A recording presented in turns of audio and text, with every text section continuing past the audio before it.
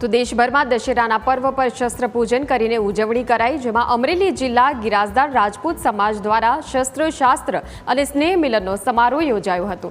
દીપ પ્રાગટ્ય વિધિ બાદ વિદ્યાર્થીઓને ઇનામ વિતરણ બાદ શસ્ત્ર પૂજન સહિતના ત્રિવિધ કાર્યક્રમોનું આયોજન કરવામાં આવ્યું હતું। અમરેલી જિલ્લાના રાજપૂત સમાજના આગેવાન અને અધિકારીગણની પ્રેરક ઉપસ્થિતિમાં રાજપૂત સમાજનો વિજયાદશમી નિમિત્તે ત્રિવિધ કાર્યક્રમ યોજાયો હતો। एक तो विजयादशमीનો पवित्र तहेवार એટલે ક્ષત્રિયો માટેની આ દિવાળી ગણાય। એટલે શસ્ત્ર પૂજનનો કાર્યક્રમ છે।